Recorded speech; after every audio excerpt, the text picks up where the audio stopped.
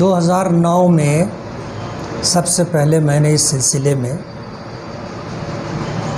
Bypass Malegaon जो है उस पर हादसात के पेश नज़र इस बात की डिमांड की थी कि यहाँ पर फ्लाईओवर बनना चाहिए और टेहरे से ले कर के 40 गांव फाटे तक सर्विस रोड आना चाहिए और जहाँ जहाँ क्रॉसिंग है वहाँ अंडरग्राउंड रास्ता होना चाहिए।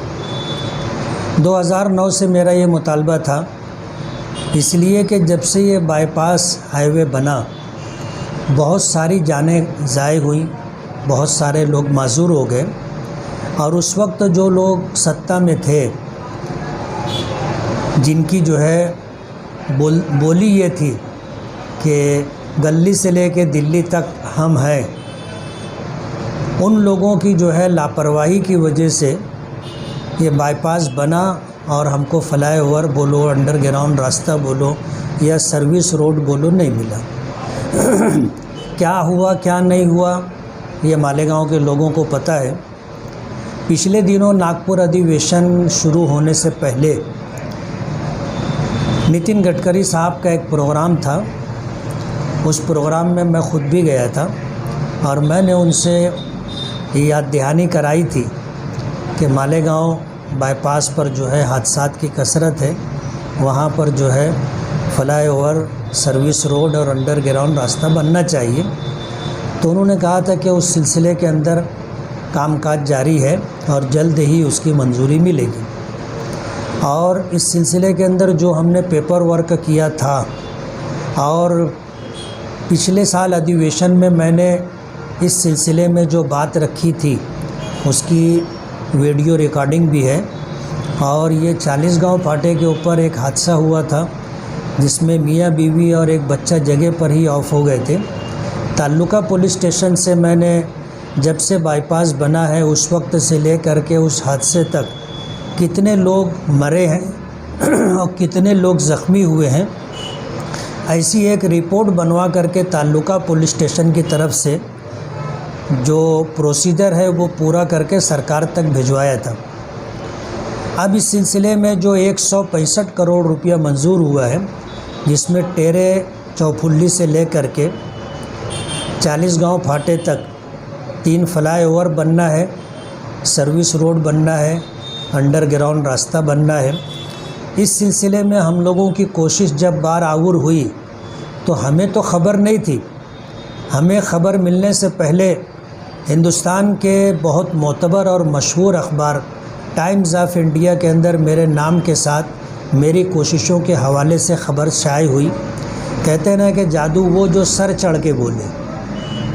हमने तो शोर नहीं किया था, दुनिया शोर कर दी कि ये काम किसकी कोशिशों से हुआ है।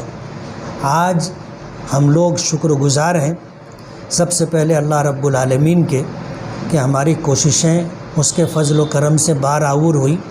और उसके बाद मौजूदा सरकार में जो नितिन गडकरी साहब हैं उन्होंने मालेगांव की इन तकालीफ़ के पेश नज़र मालेगांव बाईपास के लिए 165 करोड़ रुपया मंजूर किया है। हम एहलियान शहर की तरफ से उनके भी शुक्रगुज़ार हैं और ये कोशिश है इंशाअल्लाह मालेगांव के लोगों को इससे राहत होगी। कोशिश का इनकार नहीं कर रहा हूँ, मैंने जो किया था वो मैंने आपको बताया है। इस काम के लिए किसकी किसकी कोशिश है लोगों के पास उसके रिकॉर्ड होंगे और अगर उन्होंने कोशिश की है तो हमें उनकी कोशिश से इनकार नहीं है। वो बड़े आदमी हैं और कैबिनेट मिनिस्टर रहे हैं केंद्र में और अभी एमपी हैं, हमारे भी एमपी हैं। अगर उनकी कोशिश रही है तो हम उनकी कोशिशों को वेलकम कहते हैं।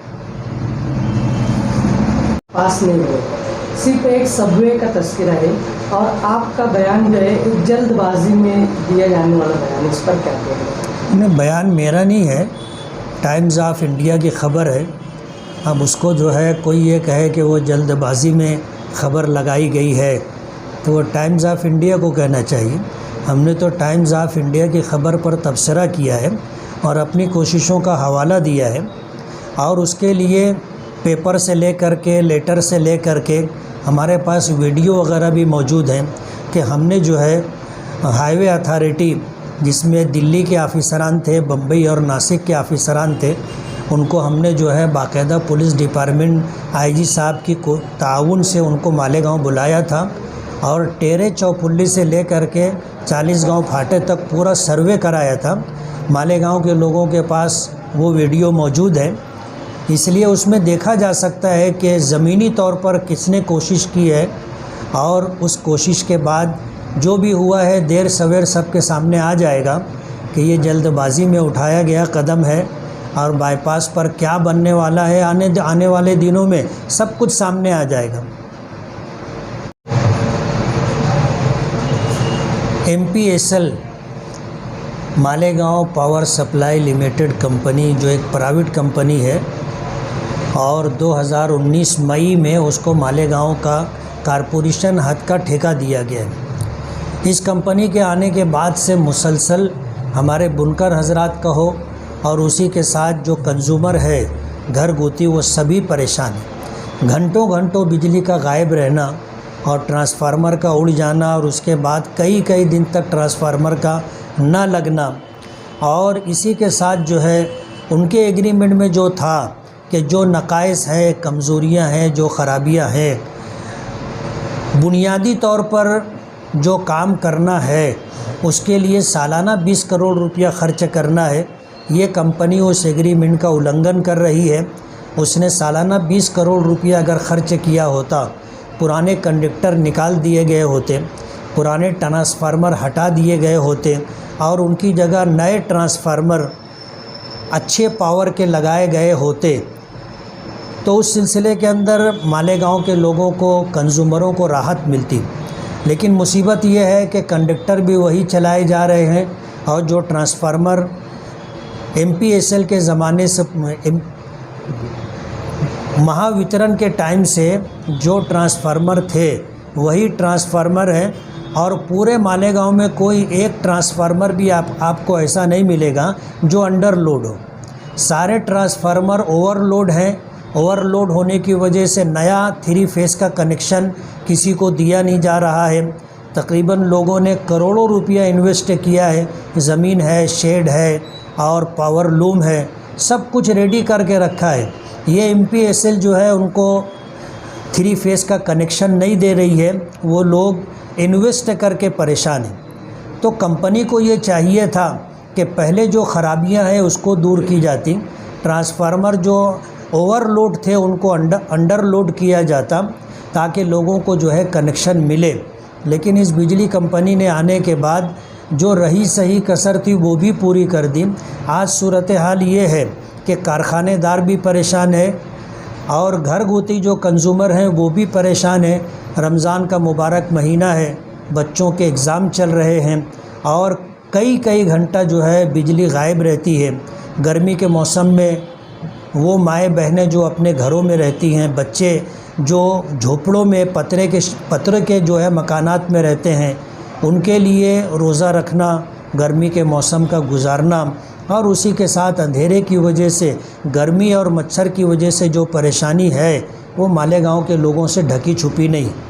बिजली कंपनी, हमारा ऐसा मानना है कि ये अज़ाब है जो मालेगांव पर मुसल्लत किया गया है।